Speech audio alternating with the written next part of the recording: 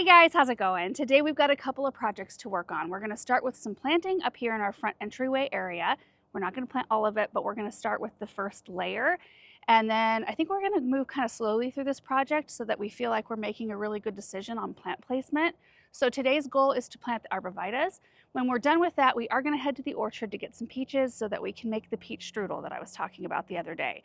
So we were going to make it for a themed brunch that my family was having, and one of our family members ended up not feeling well that day, so we decided to delay that brunch. So now I have more time to try out that recipe. So we're gonna do that this afternoon. Anyway, we're standing right here in the entryway area. Erin is already working on moving some plants out of the way. So we've decided that we do like the arc. That's your preferred. I like the arc. Yeah. Are you okay with it? Oh no, I love the arc. Okay. Yeah, I think the arc is a really good idea because it kind of like, especially on this side, it caps it with that arborvitae, the spring grove. And then on this side, it kind of is just gonna disappear behind that Norway.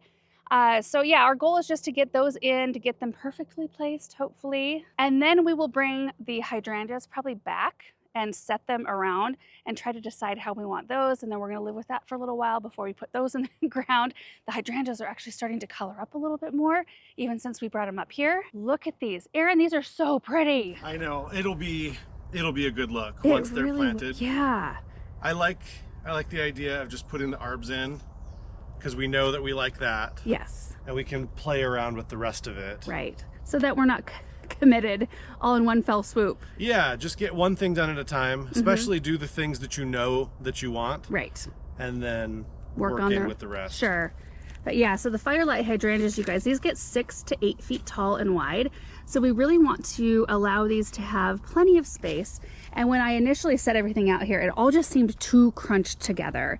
And I want to make sure that nothing looks like that in the end. I want it to look like everything has the space it needs. Like this is not enough space. Right. Well, and I was trying just to draw everything forward so it wasn't so congested up here and kind of connect it to our little mail house. But yeah, the Norway spruce is just going to keep getting bigger, and so that doesn't work. So I think we're going to have to concentrate like the bigger stuff right up here. Yeah. We've also got some totem pole grasses sitting up here, which are awesome, and they really do make a statement, especially once they're bigger. We might use those, I don't know. But what we're gonna do is we are gonna start by planting the first arb centered with the post on both sides, or the pillar. And then we are going to we're gonna run some strings because we wanna make sure that the arc on both sides matches. And that is surprisingly hard to do, especially if you try to eyeball it, Erin. Yeah. My eyeball doesn't work to do things like that. Everything's always off if I eyeball it. So we're gonna do our best to measure each one of them so that in the end, especially like when we get overhead shots, hopefully it looks, maybe we can get one at the end of today, Erin. Oh, maybe. Yeah. And so we can see how it looks. But anyway, we're just gonna get started with this, you guys. North Pole arborvitaes, they're a zone 3 through 8, 4 through 3 through 8, I was right. 10 to 15 feet tall, 3 to 5 feet wide. I think we might top these. I think we might possibly make them look like an actual wall instead of, individual pointy trees.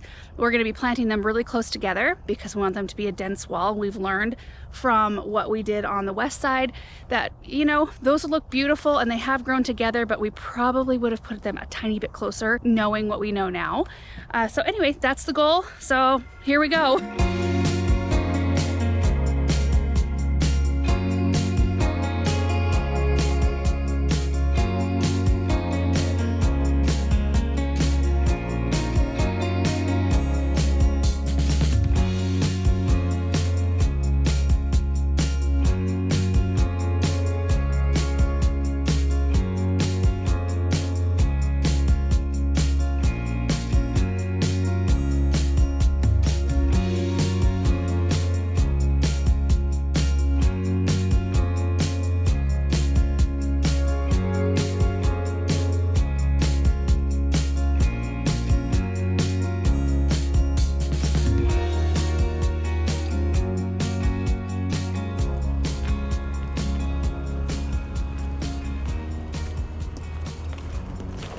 We haven't started planting yet, but I wanted to give you an update because we do have the strings run and we've started to place this arc. I've got these trees exactly the same distance apart from one another. I cut a dogwood branch from a nearby Arctic Fire dogwood plant that we have. It's just easier for me to deal with a stick than it is to deal with a tape measure in between pots. It can be kind of a squirrely business. So I sort of figure out what distance I want, cut a stick to that length, and I actually used one shorter than this in the beginning and I didn't like it, so I cut a longer one. And this is kind of perfect, but we want to make sure that the arc looks good.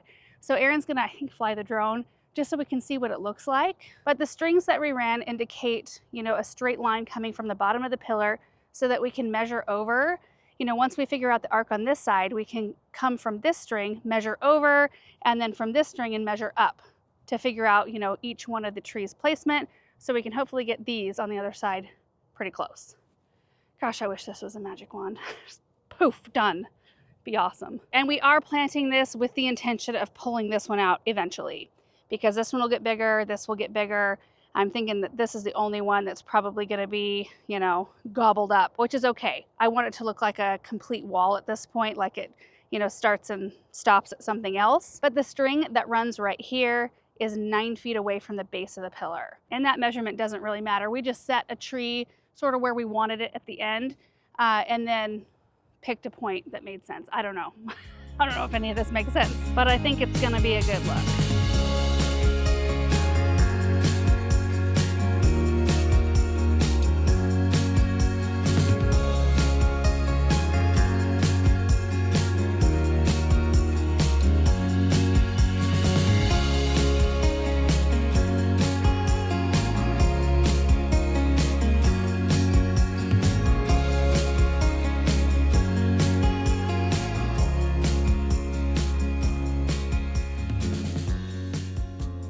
All right, guys, we verified the distance between all of the pots. We also verified the distance from this arb to our string right here on both sides. Also verified the distance from the middle arb to the string on both sides. I think we have this just about as accurate as we can, at least them sitting right here in their cans. It always gets a little squirrely though when you put them in the ground, because if you measure everything based on the containers, the trunks are not exactly in the center of all of these. Sometimes the trunk is way off center in the trunk. So I don't know. I think we might plant this side first, because based on the drone footage anyway, this one looks like the curve that I like, but I think it's lighting. I think it's a little bit deceiving the way the light is hitting this side versus the other side, but our measurements are pretty much right on. So anyway, yeah, now it's time to start digging holes and getting these planted.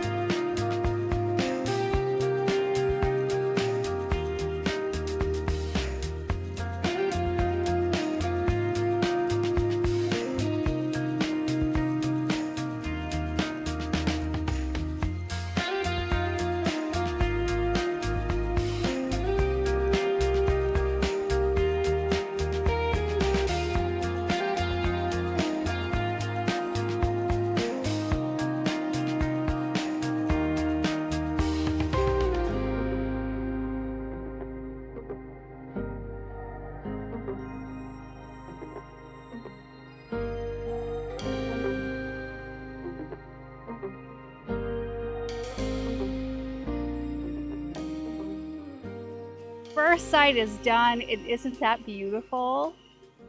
Oh my goodness. So I used my little measuring stick in between each one of the root balls as we were going along, so I could make sure to maintain my spacing. They're all roughly a different size. You know how that goes when you're very first starting out. There's a couple that had a little bit of a wonky shape to them, but overall, they look beautiful right here. Let me back up a bit. It's just gonna look like they disappear behind that Norway, especially once they put on a little bit more size. Oh, they're so pretty. Aaron's working on the second side. This hole is so, like the soil's different over here. How's it going? What in the world? It's like concrete down here. That's a crazy hole. Yeah, let me show you guys. Look at this. See the side? It's like hard as a rock. Jeez. Well. Just keep going for it. Yeah.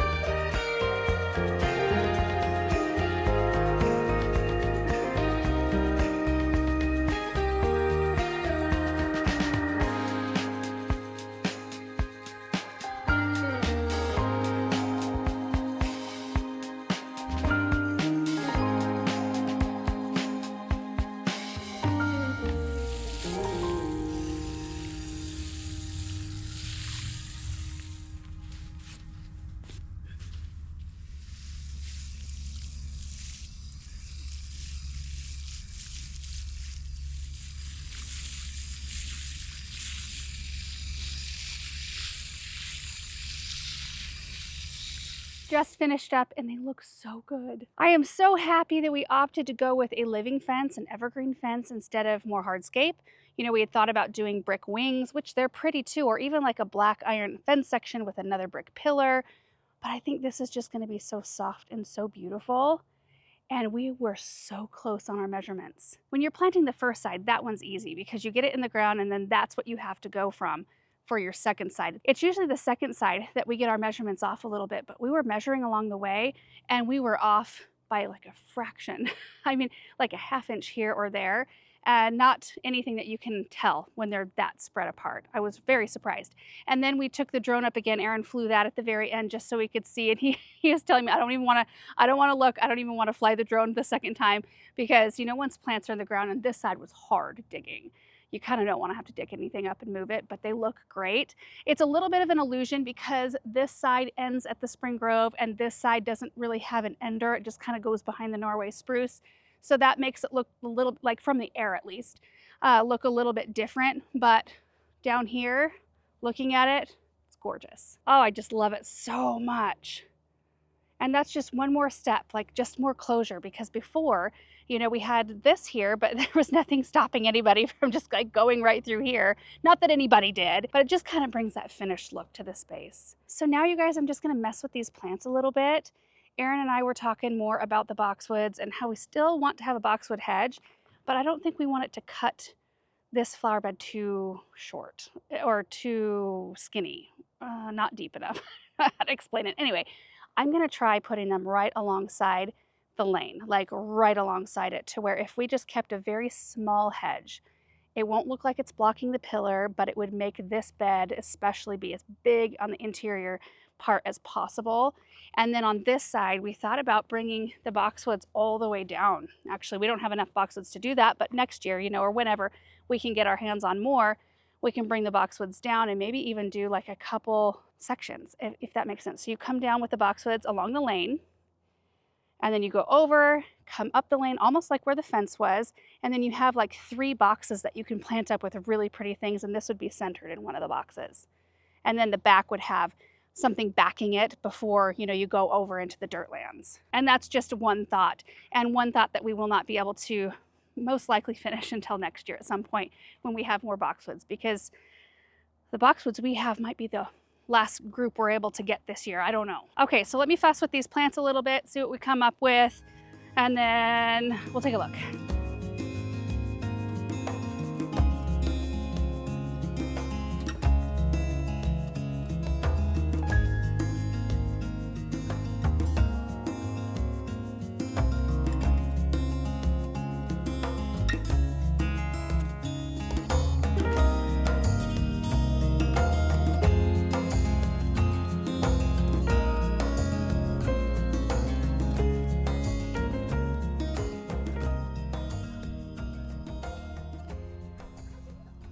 Oh my goodness, you guys, yes.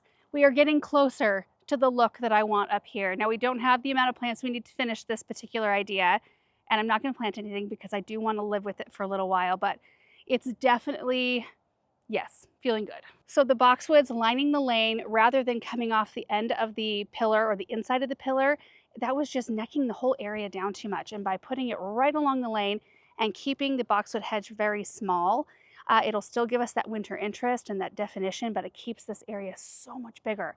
Now the grass is a placeholder. I'm kind of thinking a very small, very ornamental tree right here that we could possibly uplight. I think that would be absolutely stunning. And then right here, I think we would continue the boxwoods on until about here, and then have a little flagstone patio, or not patio, pathway, you know what I mean.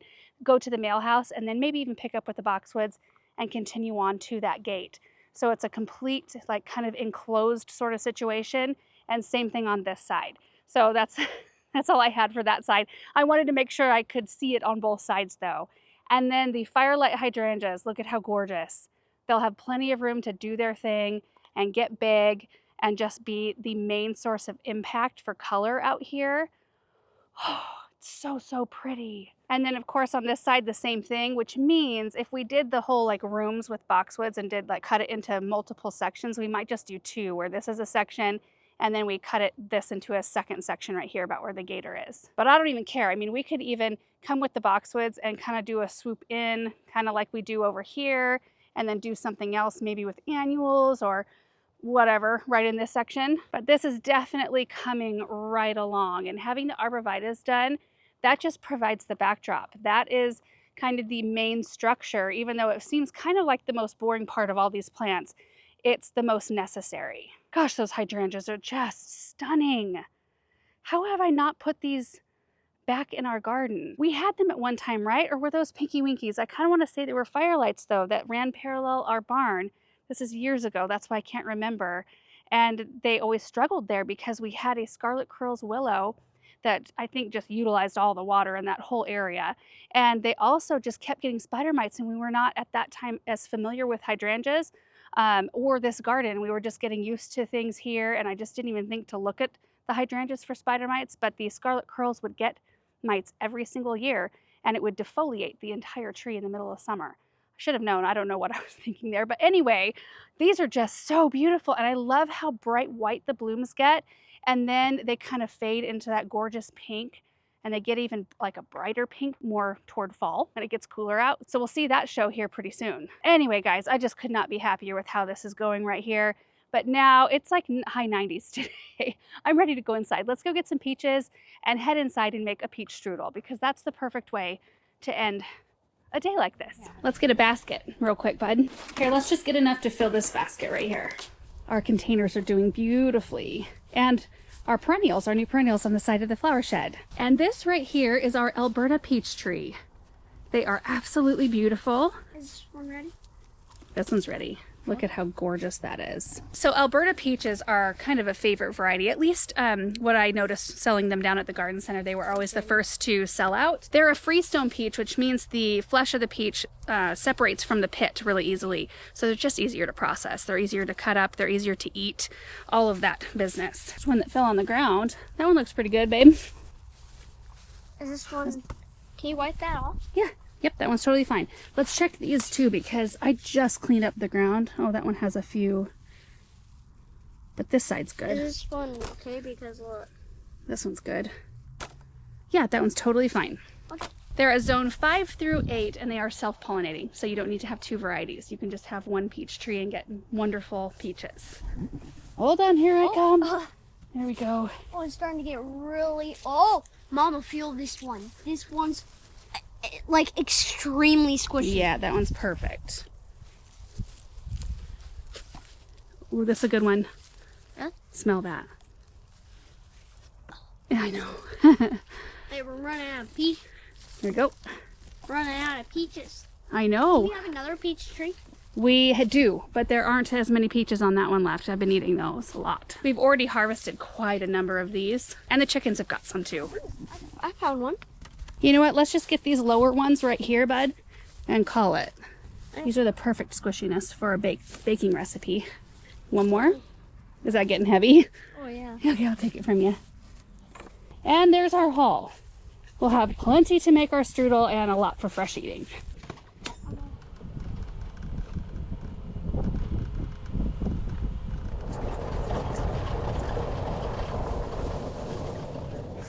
Okay. Let's go. I can smell them just carrying them. Oh, so wonderful. Okay, I'm going to attempt to walk you guys through this recipe. Again, this is a new one to me, but we're just using store-bought puff pastry, and we're making a cream cheese filling with peaches in it and baking it. It doesn't sound too hard.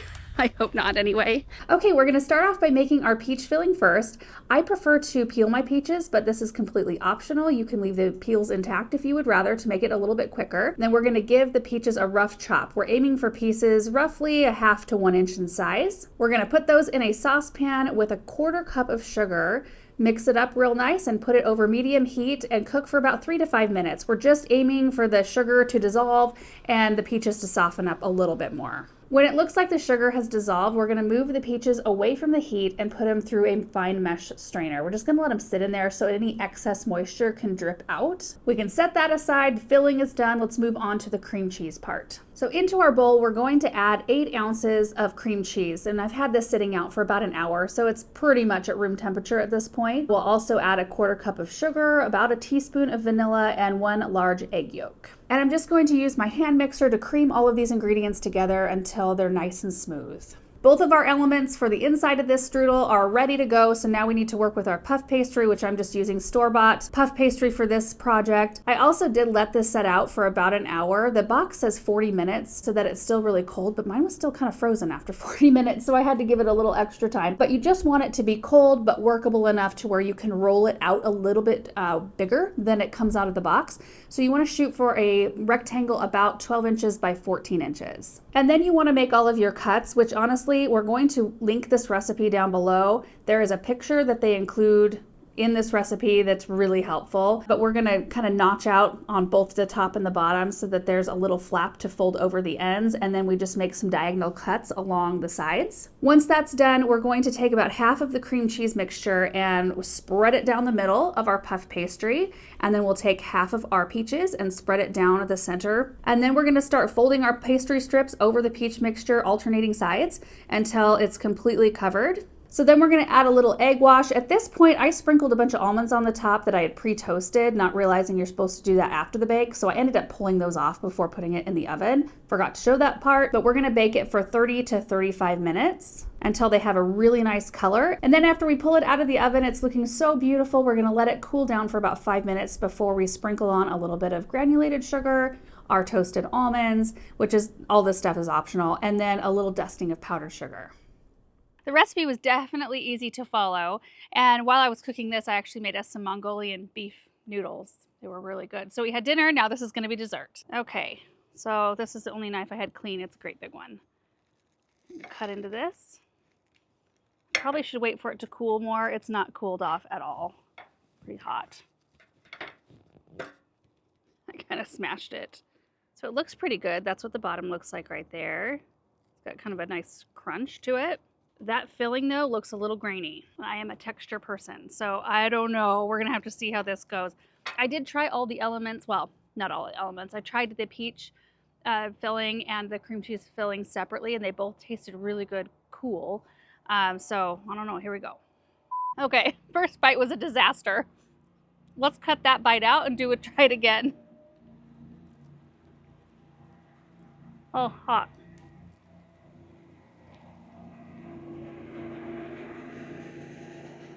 Pretty sure you're supposed to let this cool down before you eat it, but it's tasting pretty good right now. However, hold on, let me try one more bite before I give you my opinion. Okay, well, first off, I'd probably let it cool off before biting into it. Those peaches hang on to the heat. My goodness. They are piping hot, but the flavor is really nice. I would do this differently in that I would use about half of the cream cheese that I used in this. Now I only used half of what we mixed up because this recipe makes 2 strudels, so I've got another one in there ready to go. But I would use even less, and I'd probably add a little bit of lemon juice just to brighten it up a little bit. And then for the filling, I would probably go with a jam, honestly. And that's just because I'm probably eating it in the evening for dessert and as opposed to like a breakfast pastry. If I was having it as a breakfast pastry, this is pretty good. I'd probably add a touch more sugar though, and a little bit of cinnamon just to spice it up a little bit. Other than that, I mean, it's pretty easy. The pastry is pretty much done. I mean, if you look right in here, there's a couple spots where it looks a little iffy, but for the most part, it's nice and crispy and crunchy. Well, I definitely give it an A+ for presentation in terms of how easy it was to how beautiful it turned out visually. Definitely high marks, but I don't think I'm gonna make this recipe again, you guys, not unless I heavily amend it. But it's a good launching point, and that's usually what new recipes are for me. I make it once per the recipe, and then I make adjustments based on what my family likes or how I feel like I can make it a little bit better. Sometimes I'm right on that, and sometimes I'm not. But I usually try to make the recipe at least the first time the way the author has it written, unless it's got something in it that I just like, a lot of thyme or a lot of rosemary or a lot of sesame oil. Like I really reduce those amounts no matter what, even if it's my first go at the recipe. This one I did exactly how it stated, and we will put a link to it down below because I got it from a website called, looking really quick, Joe Cooks. Peach strudel. I actually think that subbing raspberry jam, a layer of raspberry jam in for the peaches, that would be good, even without the cream cheese filling. Just puff pastry and jam, oh, that would be tasty and easier. Hey, Douglas. Hey, buddy. Can you smell my dessert over here? Hi, kitty. Probably shouldn't. Let's see if he'll eat it. Want to try a piece? Here, Douglas. And he passed. And you guys, with probably pastry all over my face and flakes in my hair, that is going to be it for today. I love how the arborvitaes turned out. I think they're absolutely beautiful, and I cannot wait to see them grow and fill in. I also can't wait to see what happens in front there, because I think we're on the right path. And it was fun to run out and grab peaches and experiment with a new recipe on a hot day. It's quite a nice evening though, nice and overcast. Erin is out mowing right now, and the kids are playing inside. I'm gonna go inside and color with Samantha right now. So that's how I'm going to end off the evening. So thank you guys so much for watching today's projects. I hope you enjoyed them, and we will see you in the next video. Bye.